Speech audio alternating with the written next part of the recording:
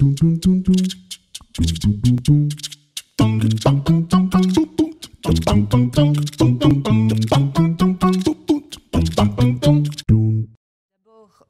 ferai une brève présentation des deux oratrices qui présenteront l'Amérique du Nord et l'Amérique du Sud.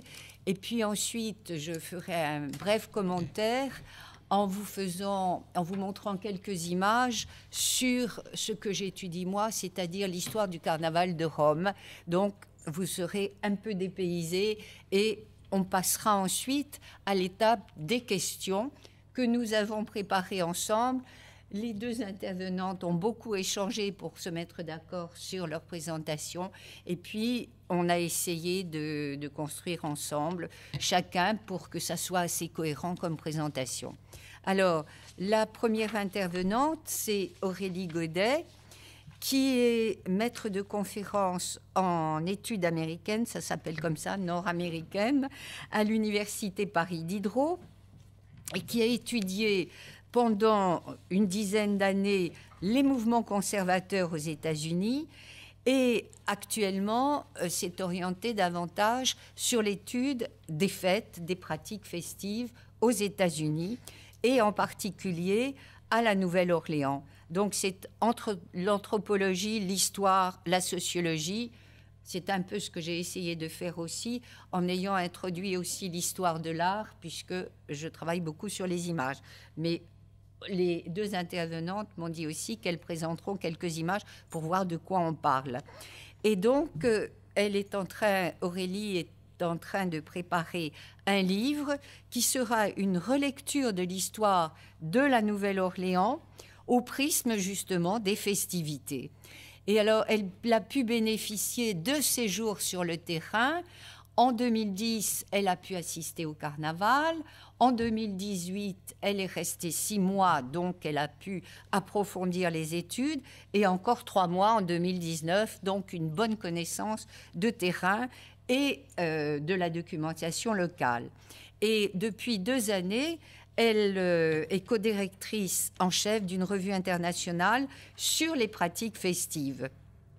Et je voudrais ajouter qu'elle a organisé un colloque justement sur le thème qui nous réunit aujourd'hui, Carnaval et politique, en 2015, dont elle prépare la publication des actes et peut-être dans l'avenir, il y aura la création d'un centre d'études sur les fêtes. Je présente la deuxième intervenante tout de suite. Alors, c'est Dorothée Schwittem, j'espère que je n'écorche pas le nom, voilà, qui, elle, est maître de conférence sur les civilisations latino-américaines contemporaines et plus particulièrement spécialisée sur l'Uruguay.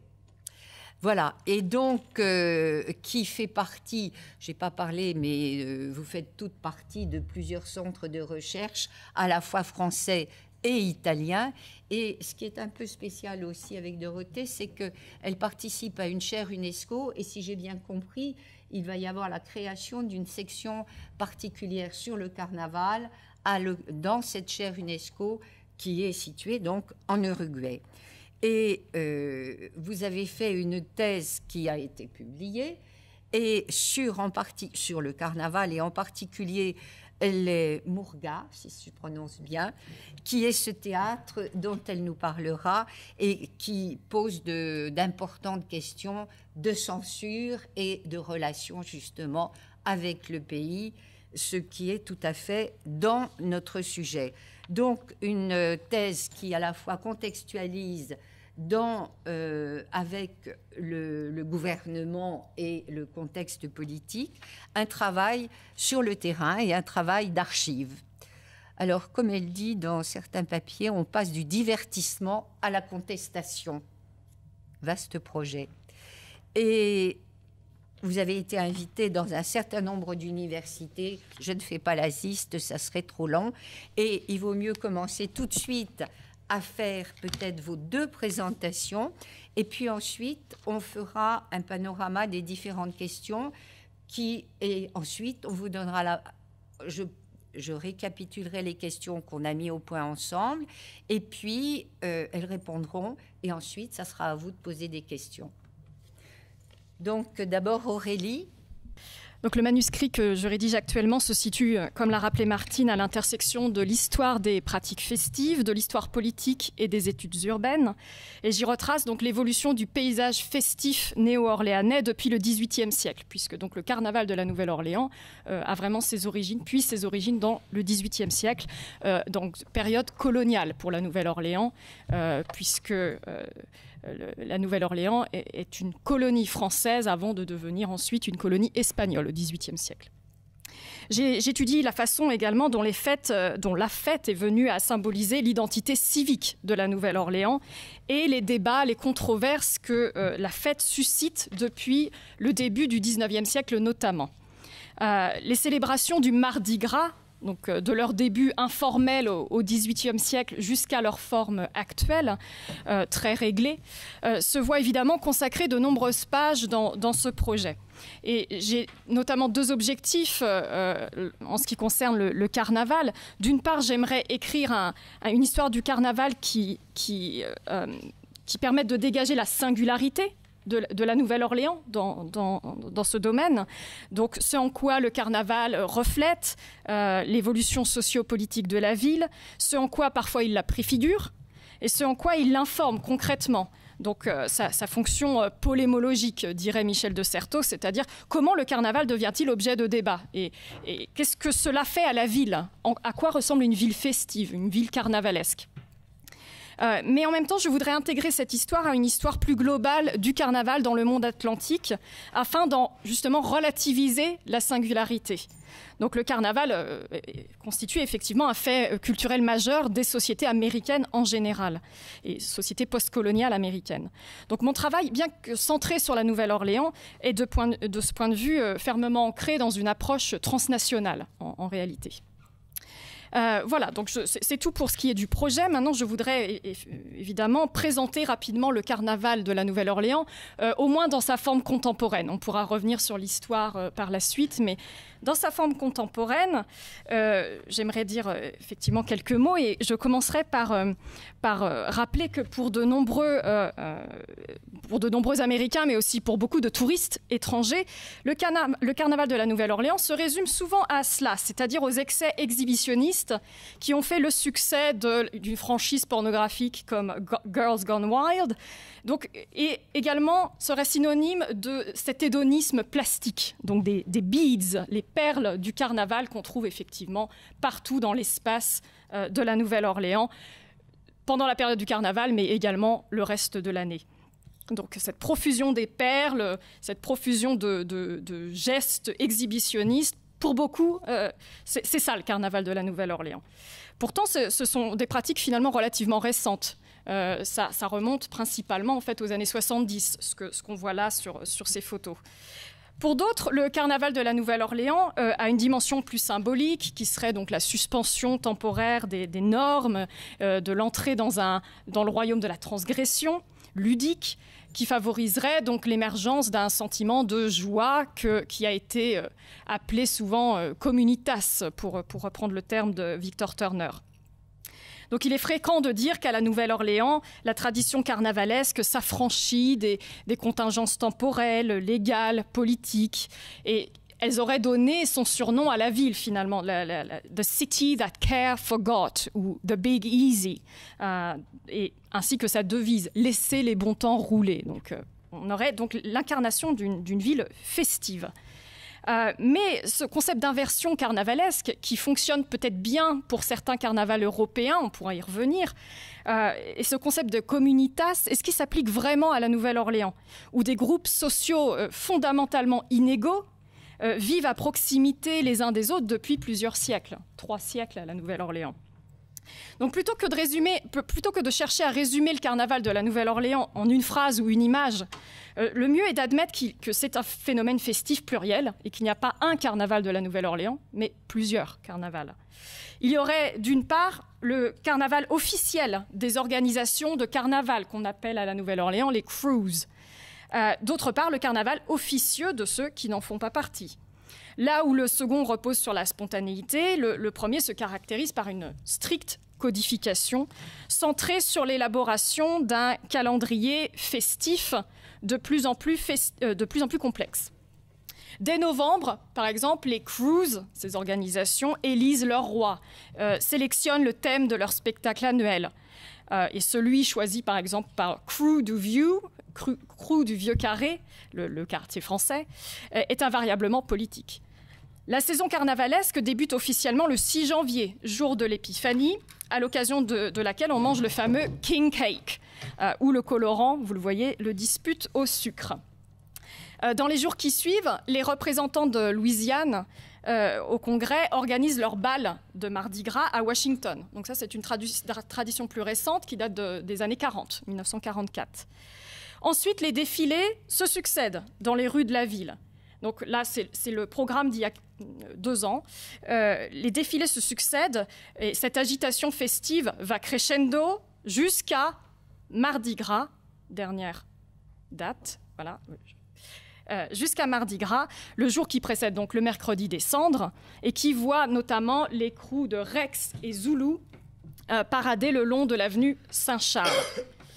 Alors, le carnaval officiel repose non seulement sur un calendrier des défilés, mais également sur un strict balisage de l'espace public, effectué à l'avance, en accord avec les forces de l'ordre. Donc il faut une autorisation pour défiler et bénéficier d'une protection policière. Donc là, vous avez à peu près les différents trajets, les itinéraires suivis par les principales parades.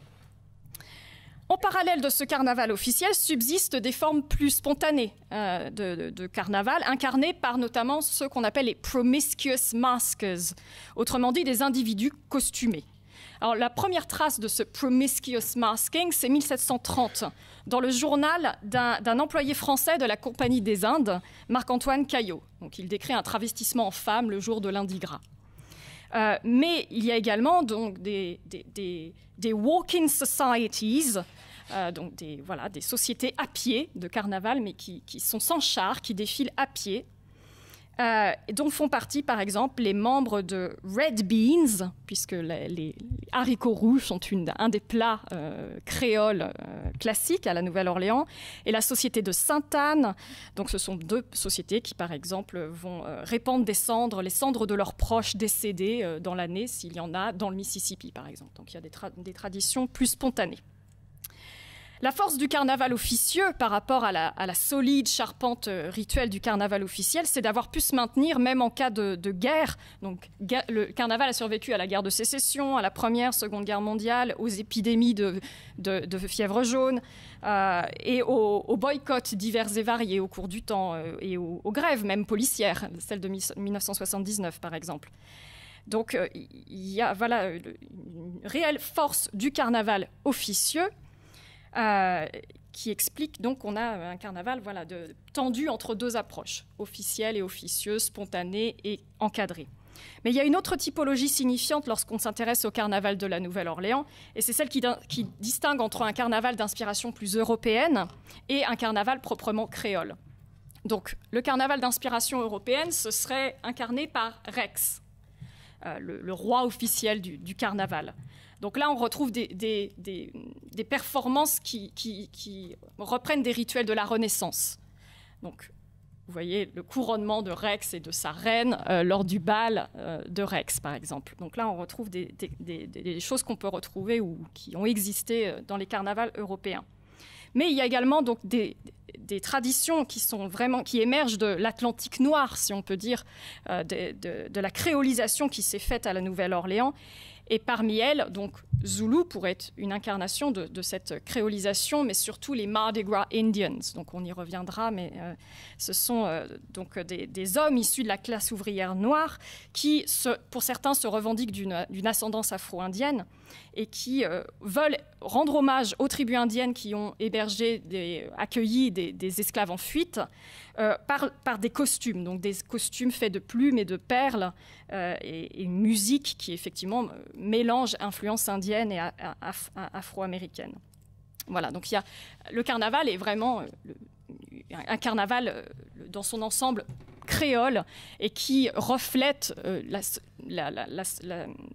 les problèmes et les enjeux d'une société postcoloniale américaine. Voilà, donc je ne vais pas en dire plus, je pense qu'on pourra rentrer dans les détails plus tard. Mais effectivement, voilà, l'idée d'un carnaval qui reflète la postcolonialité des sociétés américaines, c'est l'une des caractéristiques majeures de ce carnaval. Merci. Donc, pour ce panorama en images du carnaval de la Nouvelle-Orléans. Et maintenant, on passe en Amérique du Sud avec Dorothée qui nous parle de l'Uruguay. Bonsoir. Donc, à l'inverse de ma collègue, en Uruguay, enfin pour ce qui est mon objet d'étude, donc c'est un carnaval officiel. C'est un carnaval urbain qui ne développe pas de version officieuse. Donc, en ce qui concerne la version carnavalesque, c'est quelque chose qui n'a plus lieu en fait dans ce carnaval urbain, puisqu'il s'agit en fait d'une version théâtralisée qui se déroule sur des scènes. Donc, alors le carnaval en Uruguay dure plus de 30 jours. C'est un carnaval donc, qui n'a pas de côté de spontanéité et qui répond à un calendrier festif très rigide puisqu'il est organisé par la municipalité et l'objet d'un concours, donc avec un cadrage légal. Il est difficile de dater avec exactitude à partir de quand cette tradition d'ascendance péninsulaire fut implantée sur la rive orientale du Rio de la Plata. Un chroniqueur pour la couronne du premier siège de Montevideo lors de la Révolution orientale a retracé cependant dès 1813 des pratiques carnavalesques alliant donc, pour l'époque des jeux d'eau, des jets de farine, des charivaris, des mascarades au sein de l'enceinte même fortifiée pendant qu'elle était assiégée par les forces patriotiques. En évoluant, il s'est théâtralisé en fait au contact de la farce. Ce carnaval connaît également une certaine laïcisation. En tant que manifestation sociale, le carnaval s'accorde évidemment aux secousses du présent. Et il ne peut exister qu'en exerçant une verbe critique sur le cours actuel du monde et sur les puissants du moment. Le phénomène qui nous occupe, donc, que je définirai par la suite, la murga, devient la scène urbaine d'un scénario où les individus vont en fait s'exposer avant de se replier sur leur univers intime, où ils vont pouvoir manifester des comportements inhabituels caractérisés par un déchaînement dans les faits pour le XIXe siècle et dans les paroles pour le XXe siècle. C'est une véritable dislocation néanmoins de l'ordre social, marquée par la rupture avec les usages et surtout avec la morale établie. Pour ce qui concerne le XIXe siècle, ce qui caractérisait avant tout ce qu'on appelle la sensibilité dite barbare, c'est le mélange entre le sacré et le profane, ou plutôt une profanation du sacré. Donc le carnaval peut être défini comme un temps de dérision, comme une révolte permise, et nous le verrons au XXe siècle, ce n'est plus vraiment le cas. Les réjouissances carnavalesques exaltaient jusqu'à la fin du XIXe la folie humaine et imposaient des comportements inhabituels à ceux qui le célébraient. En effet, d'un point de vue social, ce qui dominait, c'était surtout une violence établie, un déchaînement dans les faits et dans les paroles, qui prenait un tour spécifique, mais également une certaine inversion de l'ordre normal des choses pouvait jouer un rôle primordial. En fait, il était question de publier des faits scandaleux qui auraient dû rester secrets. Par exemple, se moquer publiquement de la vie privée d'autrui, ou encore, grâce à la satire, critiquer les autorités ou certaines personnes en particulier. Ces amusements tournaient vite au débordement pour ce qui est du XIXe siècle et prenaient souvent la forme de combats, de batailles, lorsque la fête battait son plein. Donc la joie des participants pouvait atteindre... la joie des participants pouvait atteindre effectivement de vraies batailles d'eau, d'œufs, comme nous l'avons dit précédemment. Donc, en général, le jeu préféré des carnavaliers consistait à se lancer des choses. Et c'est l'eau qui provoquait le plus de plaisir. Pendant toutes les décennies de cette société, de cette culture dite barbare, donc celle du 19e pour l'Uruguay, les festivités étaient débridées et elles empiétaient largement sur la période du carême, d'où la profanation du sacré, parce qu'elles ne s'arrêtaient effectivement pas avec le Mardi Gras. Donc c'était une espèce d'utopie fugace, de folie éphémère, un temps extraordinaire. Mais petit à petit, le carnaval va se transformer en fait en une fantaisie profane et sans fin, puisqu'à l'heure actuelle, nous en sommes presque à 40 jours de carnaval. C'est une fête exubérante et irrévérencieuse, en particulier envers la femme, le militaire et jusqu'au XIXe siècle encore l'ecclésiastique. Donc ça a bien sûr donné lieu à de nombreux excès qui ont accéléré le processus de disciplinement qui va caractériser en particulier la fin du XIXe et le début du XXe. Donc, en effet, ce carnaval barbare se caractérisait par une participation populaire massive, marquée en effet par la spontanéité, mais aussi la violence des jeux débridés. Mais petit à petit, ce carnaval va céder le pas et donner lieu à une version dite civilisée. Les classes sociales vont ainsi délimiter une façon et un lieu de participation, où le prêche, comme toutes les stratégies de disciplinement, forcément écarter et éloigner progressivement tous les excès. Et petit à petit, la société va cesser d'être actrice pour devenir spectatrice.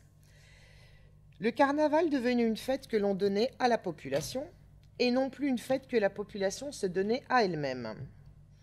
De ce fait, de nombreux décrets furent instaurés et qui interdisaient plusieurs caractéristiques. Tout ça dans le but principalement de canaliser les exubérances charnelles mais aussi spirituelles. Par exemple, il sera interdit désormais de se déguiser en ecclésiastique. Cette réforme du carnaval va être lente et laborieuse et elle s'est mise en marche en ce qui concerne tous les aspects en fait, des festivités. Toutes les pratiques ludiques vont être limitées. C'est-à-dire que toutes les activités qui pouvaient avoir lieu pendant cette période de carnaval vont être soumises à une autorisation et de plus en plus payante au fur et à mesure du XIXe siècle. Il va en être de même pour les bals qui avaient lieu pendant toute la durée du carnaval. Donc, à l'origine, c'est la rue qui était plutôt la scène par excellence des réjouissances, mais à partir de la deuxième partie du XIXe siècle, c'est vraiment l'expansion des soirées organisées dans des clubs, donc, qui bien sûr vont sélectionner les participants selon les moyens financiers. Et ce qui va se systématiser à cette époque-là, ce sont les comparses de carnaval, les groupes de carnaval structurés, pourvus d'un répertoire, un répertoire organisé, répété avant le carnaval. Et donc au fur et à mesure, c'est vraiment la composante spectacle qui va se développer au détriment du jeu et de la participation libre, massive et spontanée. C'est vraiment l'invention d'un nouveau divertissement contrôlé qui va mettre un fin définitif à la rencontre de tous les membres de la société montévidéenne. Et ce carnaval vécu va céder le pas petit à petit à un carnaval chanté, dansé et parlé, où cette fameuse inversion du monde et toute la symbolique de la fête se transmettront de moins en moins par le faire et davantage par le dire. En 1909, l'intendant de Montevideo va définitivement sceller cette civilisation du carnaval, le carnaval fera désormais tombera désormais sous son contrôle. Et à partir de 1909, donc l'intendance, donc l'équivalent de la municipalité, instaurera un système de prix visant à compenser les plus beaux chars allégoriques, et tout ça sous l'influence du carnaval de Nice. Donc les prix vont être décernés aux plus beaux bals, aux plus beaux défilés, aux plus belles comparses. C'est-à-dire que ce carnaval participatif, populaire, accessible à tous du point de vue tant social qu'économique, ce carnaval barbare et héroïque, va être substitué par une fête où l'eau sera remplacée par les serpentins, les confettis, jugés beaucoup plus raffinés et surtout d'origine française. Politique et carnaval sont intimement liés, et plus particulièrement dans le cas de la Murga. Donc il s'agit bien d'un carnaval non participatif dans le cadre d'un concours. Donc de fait vécu à festivités montrées ou jouées au XXe siècle, de manifestations publiques cycliques caractérisées par une participation unanime aux spectacles commerciaux, le carnaval a donc de nos jours perdu petit à petit, tout au long du XXe siècle, cette caractéristique classique d'acte ouvert et ne se déroule plus majoritairement ni dans la rue ni dans la place publique. Cependant, la nécessité anthropologique de l'agrégation à un groupe partageant des idéaux, des sentiments, des emblèmes communs perdure. De plus, cette modalité non participative garde un rôle de recomposition métaphorique du monde et donne à la population une image, une représentation d'elle-même à valeur modélisante, ce qui contribue à l'élaboration d'un imaginaire social. Les festivités carnavalesques de Montevideo conduisent donc le convive à partager des spectacles qui lui sont proposés et qui, de plus, sont l'objet donc d'un concours.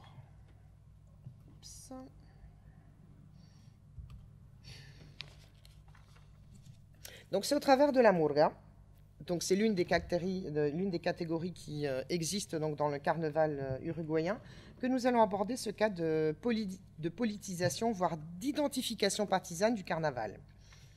La murga uruguayenne peut être définie comme une des composantes constitutives des festivités carnavalesques. C'est à la croisée des chemins entre théâtre et chant. Donc il s'agit de troupes pour l'époque qui nous concerne, donc jusqu'à la fin des années 80, d'une quinzaine de membres, tous grimés, déguisés, et qui se produisent sur des scènes, des tablados. En général, jusqu'à la fin des années 80, ce sont des troupes masculines, sauf rares exceptions. Par extension, murga désigne également les pièces musico-théâtrales humoristiques interprétées. C'est un phénomène transculturel sans vraiment de limite précise, donc aux origines populaires, puisqu'elle a pris son essor dans les quartiers ouvriers. La murga a été progressivement récupérée par les classes moyennes et élevée au rang de pilier de la culture urbaine uruguayenne de nos jours. Donc cette modalité de carnaval mise en parole et chantée, le terme murga désigne donc ces festivités non participatives de Montevideo, et le terme murga s'applique aussi bien au genre qu'à chacune des troupes, qu'à chacun des spectacles. Selon la réglementation en vigueur, la murga représente, je cite, l'expression du peuple puisqu'elle en est issue. Son but consiste à mettre en scène la façon de voir et de s'exprimer des Uruguayens. Formellement, c'est un chœur polyphonique sous la conduite d'un directeur et accompagné d'une batterie. Tous les membres d'une troupe donc, sont aussi bien acteurs que musiciens dansants. Ils évoluent déguisés et grimés. Le principe de la murga dans ces spectacles est de construire une proposition artistique humoristique ayant pour objet strictement, normalement, les manifestations conjoncturelles de la vie sociopolitique et économique uruguayenne. C'est ce qui lui confère cette caractéristique de caisse de résonance des attentes et des espoirs. En ce qui concerne l'éruption du positionnement politique dans ce carnaval, qu'en est-il ? C'est particulièrement à partir des années 80 que les prises de position partisanes se font connaître. Néanmoins, ce virage connaît deux précédents. Tout d'abord, en réponse au contexte répressif avant la dernière dictature. Donc, c'est l'apparition dans les années 70, et en plus particulièrement en 1971, dans un spectacle d'une murga qui s'appelait la Soberana, qu'il a été fait mention en fait, du mouvement de libération nationale Tupamaro. Et en réponse, l'année suivante, en 72, une autre murga a pris une position dénonciatrice, donc c'était Los Patos Cabreros, et elle a incité dans ses spectacles à l'élimination des idées politiques dites étrangères, et de l'élimination de l'Uruguay, étrangère à l'Uruguay, et l'élimination donc de l'Uruguay de ces idées. Comprendre toutes les idées étrangères, comprendre idées de gauche ou d'extrême gauche, comme c'était donc le cas des allusions faites à la Soberana. Le deuxième cas est celui des murgas qui, d'une façon ou d'une autre, ont apporté leur soutien au disciplinement social et politique de la dictature, en exacerbant volontairement leur patriotisme. C'est l'objet de l'article en français qui avait été mis sur le site. L'installation du positionnement politique dans le carnaval est véritablement le fruit des années 80. Donc c'est vraiment suite au plébiscite du 30 novembre 1980 qui devait donc statuer sur la permanence ou non de la dictature, et des libertés qui en sont nées, que le positionnement politique du carnaval va vraiment se développer. En fait, les militaires avaient voulu, par un plébiscite, obtenir l'accord de la population pour institutionnaliser la dictature. Mais c'est le nom qui l'emportera. Et donc, entre 80 et 85, on aura progressivement une ouverture vers la démocratie en 85. Les prises de position de certaines murgas en faveur de l'opposition à la dictature, donc c'est l'objet par contre du deuxième article, a conduit rapidement à une redéfinition des spectacles. Une polarisation a pris place au sein du tablados. Les murgas se définissaient comme murgas, comprendre proposition traditionnelle, conservatrice, versus murgas pueblo ou murgas compañeras. Celle-ci était associée plutôt à l'opposition, ou même à la gauche, voire à l'extrême gauche. Et nous pouvons dire que les murgas pueblo ont vraiment gravé leur image dans le processus de construction du phénomène murga, en redéfinissant l'identité des divertissements carnavalesques. Ces derniers ont donc participé à la construction d'une nouvelle vision du tablado, par négatif, par leur opposition à une conception des festivités uniquement fondée sur la trivialité des propositions artistiques. Parce que pendant toutes ces années, le carnaval pouvait servir de cheval de Troie à certaines idées, pouvait servir aussi à manifester un engagement.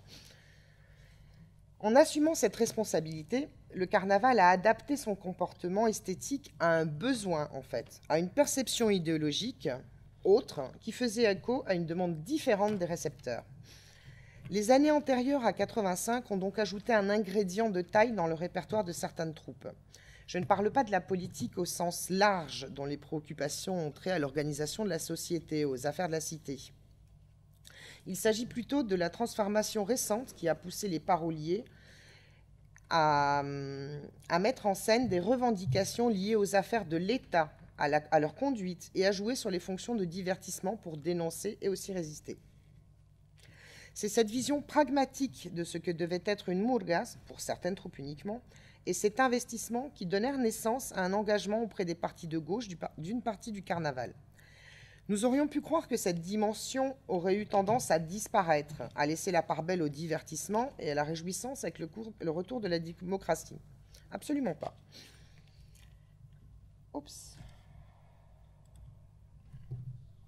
Ces aspects de la murga redéfinissant les fonctions du spectacle carnavalesque entraînent une scission de plus importante quant à la finalité des divertissements, car nombreux étaient ceux qui considéraient que cet engagement hors de propos, les festivités carnavalesques ayant pour but de divertir.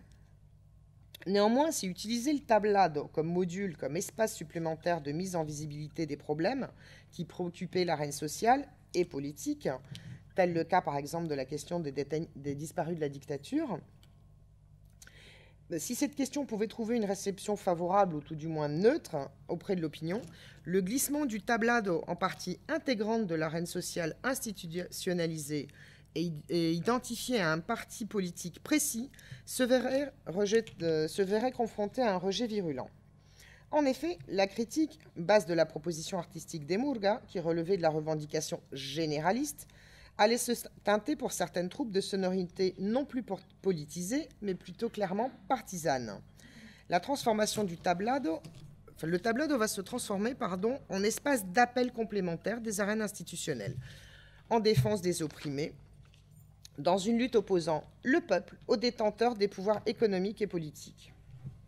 Si le silence trop longtemps imposé pouvait dans une certaine mesure expliquer une volonté de la part de la murga de dire ce qu'elle ressentait, de clamer haut et fort des orientations politiques bannies jusque-là, certains spectacles qui souhaitaient prendre la défense des classes opprimées et qui reposaient principalement sur ces déclarations, par exemple, pouvaient provoquer une certaine lassitude et surtout la non-adhésion du public aux idées énoncées. Par exemple, comme l'affiliation ouverte à un parti ou à un syndicat. Je vous laisse lire pour l'espagnol, en tout cas la traduction du français des passages soulignés.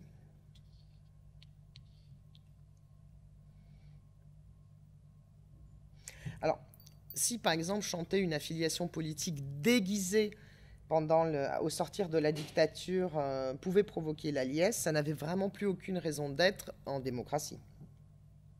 Le principe de la murga en tant que miroir de la société et de ses aspirations ne répondait en fait plus aux attentes du public. Et le carnaval vit un décalage se profiler entre les propositions artistiques de certaines troupes et cette règle d'or en tant que divertissement, qui est de garder un lien avec les fonctions de soupape de sécurité et d'échappatoire du quotidien, défendues année après année dans les règlements. Néanmoins, la vision partisane, alors qu'elle soit réelle ou supposée, allait dépasser de plus en plus le cas des murgas identifiés clairement avec la gauche et l'extrême gauche et allait vraiment s'amplifier. Parce que pendant la dictature, pour éviter la censure, en fait, pour la contourner, ces messages étaient codés, étaient cryptés derrière un triple, voire un double, enfin derrière un double sens, voire un triple, ou même un quadruple sens.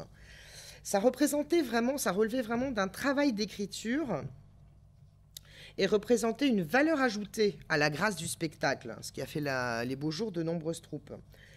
Mais malheureusement, en démocratie, suite à une énième dégradation du carnaval, toutes ces orientations, toutes ces déclarations politiques n'étaient plus en fait déguisées pour éviter la censure, mais plaquées clairement dans les spectacles. Donc le carnaval à deux vitesses, avec d'un côté des murgas qui faisaient rire et de l'autre celles qui voulaient transmettre uniquement un message, allait forcer le carnaval de nouveau à muter. Jusqu'en 84, l'idée une murga parfaite, un spectacle de murga parfaite, c'était vraiment celle qui alliait politique et humour. Malheureusement, par la suite, ce ne sera plus le cas. Avec le retour de la démocratie, les prises de position ou les attaques directes vont déchaîner les réactions des spectateurs, de la presse, de certains hommes politiques justement, alors que pendant le carnaval, la population est censée vivre une période de soulagement grâce à une liberté. La murga peut être vraiment définie par sa capacité à s'adapter à la situation. Alors, je vous invite à lire cette déclaration d'un des élus Colorado. Enfin, c'est les partis officialistes, donc ce sont les partis de droite.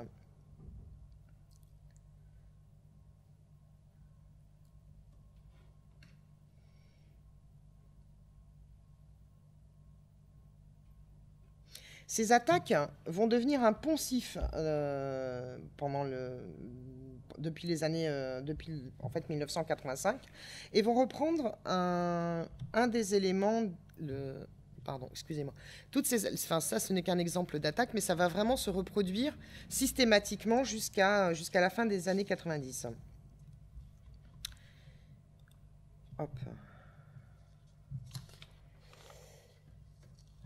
Pour conclure, dans cette bataille idéologique sur ce que doit être ou non un spectacle de murga, surtout dans le cadre d'un concours, l'intendant précisait que pour faire de la politique, il y a le palais législatif.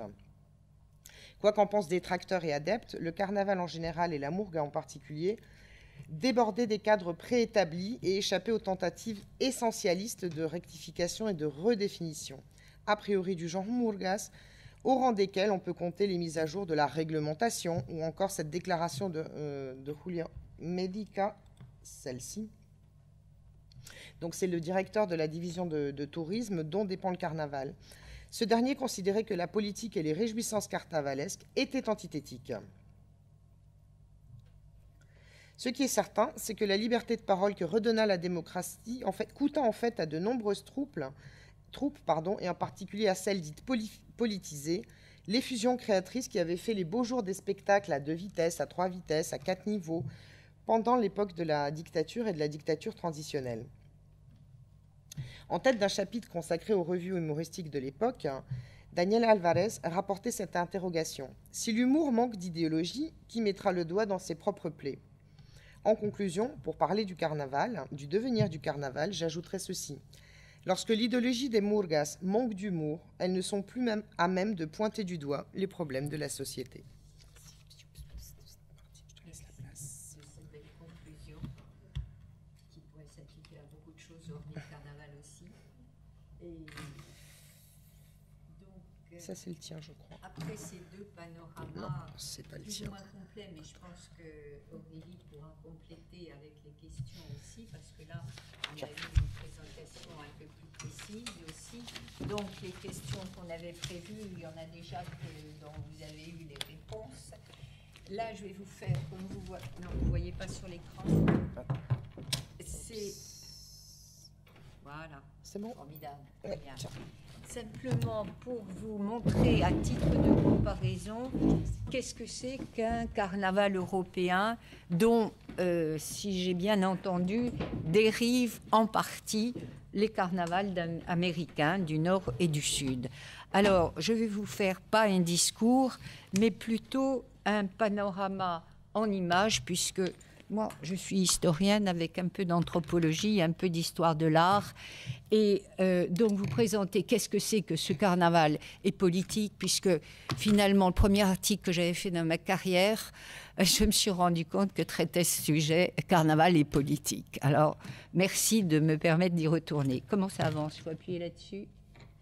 Ah, voilà. Alors, donc, la ville de Rome, là, je vous présente la carte de Rome pour ceux qui ne sont pas familiers. Et Rome, c'est à la fois la ville du pape, pouvoir religieux et pouvoir politique. Parce que c'est le pape, l'Église universelle et l'État pontifical, avec aussi une municipalité qui petit à petit va perdre de son importance parce que le pape va centraliser et récupérer tout le pouvoir. Alors, le carnaval, vous voyez qu'il y a différents lieux, plus ou moins périphériques. Les grands lieux, c'est le Testaccio que vous avez là en bas, la Piazza Navona qui est au centre de la ville, et puis au Capitole, où est le pouvoir municipal. Alors, d'abord, je vous fais un petit panorama, puisque depuis le Moyen-Âge, on a des textes, et pas d'images, ça c'est un peu plus tardif, mais on a des textes depuis le IXe siècle, où, en présence du pape, donc du pouvoir politique, on tuait un ours, des taureaux, un coq. Avec, évidemment, c'était des sacrifices, type sacrifice de l'Antiquité, mais dont on donnait une lecture chrétienne, évidemment. C'était contre l'orgueil, etc. Et on pouvait vivre chaste jusqu'à Pâques, etc. Les grandes fêtes, il y a aussi le samedi in albis, c'est-à-dire le samedi après Pâques. Il y avait des jeux tout à fait, des fêtes des fous, avec les sacristains des églises qui se livraient à des jeux à califourchon sur des ânes, et toujours devant le pape, devant le latran et devant le pape, la résidence du pape. La grande fête dont on a des images au XVIe siècle, c'est au Testaccio, vous voyez, où sous la présidence de la municipalité, dont on voit les bannières ici, le SPQR, on voit peut-être pas très bien, mais ça y est, et puis les invités du pape. Ça, c'est le début du XVIe siècle, et ça, c'est plutôt le milieu du XVIe siècle, où il y avait, alors, d'une part, le peuple à pied, qui récupérait les charrettes qui descendaient de la colline avec des porcs, et qui les achevait. Et tandis que les jouteurs à cheval, c'est-à-dire l'aristocratie et les nobles, se précipitaient sur les taureaux avec des grandes lances. Le pape, pouvoir politique, détourne parfois ces fêtes et les récupère, par exemple, devant le palais Farnèse, Paul III, au milieu du XVIe siècle, donne des chasses aux taureaux. Donc, récupération du rituel de carnaval par le pouvoir politique. Et sur le livre d'or de son fils, le grand cardinal, est représenté ce jeu du Testaccio qui était si important pendant le carnaval. Donc vous voyez vraiment la récupération et l'utilisation de cette tradition populaire par le pouvoir en place. La fête du carnaval se terminait par un grand cortège qui arrivait sur la Piazza Navona, au centre de la ville, centre marchande, où il y avait un grand marché. Alors, le dernier grand cortège est en 1545, où défilent tous les quartiers avec leurs emblèmes que vous voyez. Et en bas à droite, vous voyez ici, c'est un char qui est avec l'image du pape. Donc le pape préside en quelque sorte à la cérémonie. En effet, le carnaval à Rome n'a jamais été interdit. À la fin du XVIe siècle, un texte, 1584, un grand texte qu'on a appelé la Grande Charte du Carnaval, fixe les règles, l'interdiction de se masquer, vous en avez parlé en ecclésiastique, etc. Évidemment, et puis ne pas molester les Juifs, ce qui prouve bien qu'ils étaient molestés dans la pratique. Et surtout, le pouvoir pontifical, le pouvoir politique, crée des rituels concurrents pour détourner le peuple du carnaval et l'emmener, par exemple, dans cette procession des 7 églises, c'est-à-dire faire le tour de Rome et monter sur la ville haute. Et en même temps, c'est une ouverture d'espace parce que c'est le moment où on colonise à Rome cette ville haute où s'installent des villas, mais aussi le palais du Quirinal, etc., etc. Et également, un autre rituel est créé par les ordres religieux, c'est le rituel des 40 heures. L'exposition pendant 40 heures de suite du Saint-Sacrement dans les églises avec des décors magnifiques. Ici, vous avez un dessin superbe de Pietro da Cortona qui crée dans les églises un paradis avec énormément d'illumination et de mise en scène, de musique créée pour l'occasion. Parfois, ce sont des toiles peintes qui représentent ici, c'est des scènes de l'Ancien Testament. Ce que je disais aussi, c'est que cette grande charte du carnaval réglemente et prévoit aussi la justice. Et ici, un tableau de Miel au début du XVIIe siècle, qui montre la participation populaire. Vous voyez les personnages qui sont en costume bariolé rouge, ça ce sont les gardes du pape. Alors garde vraiment du pape ou masque, on ne sait pas. Mais surtout, vous voyez sur la gauche de l'image l'estrapade, parce que la justice est rendue immédiatement pour ceux qui contreviennent à la règle, et la justice est en même temps un spectacle qui, au XIXe siècle, c'est vraiment l'ouverture du carnaval avec, on fait défiler dans les rues de Rome, sur la charrette ou sur l'âne, le condamné à mort. Et ça, on reprend des rituels traditionnels de justice populaire. Alors, les Juifs sont censés être protégés par cette réglementation, mais on les fait courir. Vous voyez ici une image du XVIIe siècle, Piazza Colonna, où vous voyez les courses mêlées. En fait, dans la pratique, il y avait des courses chaque jour pour les ânes, les éléphants, les ânes, les buffles, les jeunes, les vieux et les Juifs.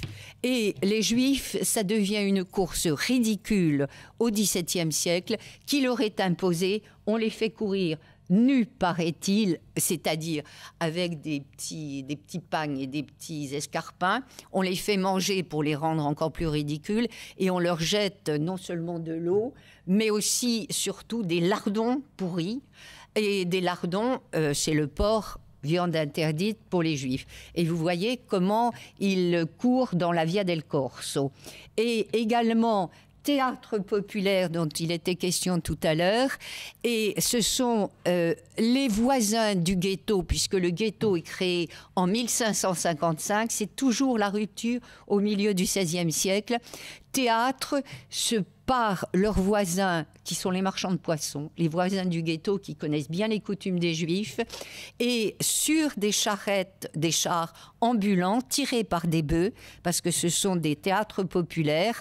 Quand c'est du théâtre plus aristocratique, c'est tiré par des chevaux. Ici, c'est tiré par des bœufs. Et ici, il y en a un qui mime la circoncision, comme si on exécutait carrément. Et donc, le Juif devient un masque de carnaval. Alors, au XVIIe et XVIIIe siècle, le pape ne préside plus à la fête. il se contente de contrôler. Mais il y a un certain recul par rapport au pouvoir.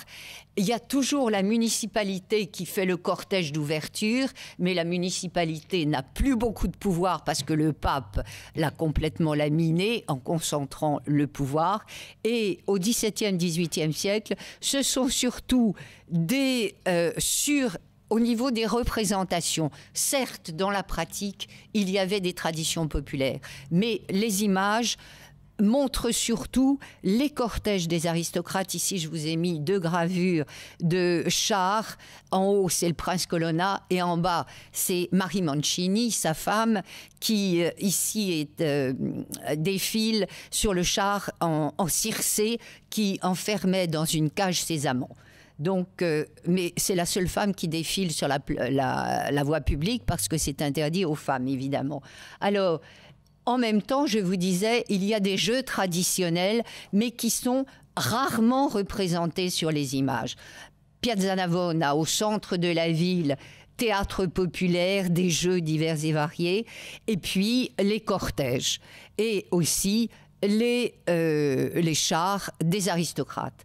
Mais la place Navone, au centre de la ville, est récupérée par le pouvoir. Par exemple, pour ce grand tournoi offert par les Barberini en 1634, c'est le moment... c'est offert par le cardinal Antonio Barberini, le cardinal neveu du pape Urbain VIII. Et c'est tout à la gloire de la famille Barberini au pouvoir. C'est lui qui organise, c'est lui qui paye tout. Mais à la fin, bon, je vous passe sur cette grande fête qui...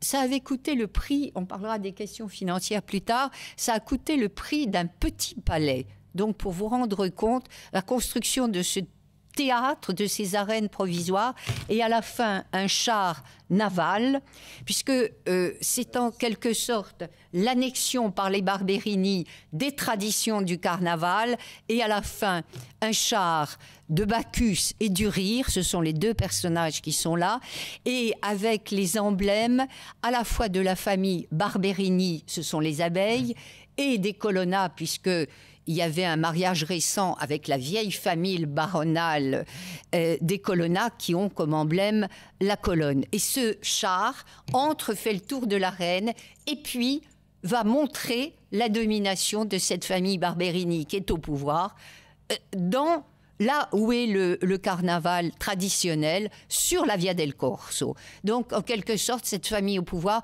démontre son pouvoir et prend possession de l'espace carnavalesque. Même chose aussi quand il y a des hôtes importants. La reine Christine de Suède, certes, elle a abdiqué et elle s'est convertie. Justement, c'est la grande convertie que tout le monde veut inviter. Le pape la soigne particulièrement parce que c'est un modèle. Et ici, vous voyez, au centre, sur la Piazza San Marco, Piazza Venezia maintenant, elle est dans une tribune avec sa couronne au-dessus pour assister au carnaval. Et, ça c'est une autre image, les Barberini, toujours les mêmes, lui offre un carrousel plutôt, parce que c'est plutôt l'aspect esthétique que vraiment le combat. Tout à l'heure, en 1634, c'était encore un combat. Ici, c'est plutôt l'esthétique et il faut maintenir ces coiffures emplumées de 2 mètres de haut. Donc, c'est pas évident de les garder en équilibre sur les chevaux. Et vous voyez en bas à droite le peuple qui est exclu de la cérémonie. Également ici, pour vous montrer, c'est la famille Chigi, 1656. Le pape Alexandre Chigi habite au Quirinal.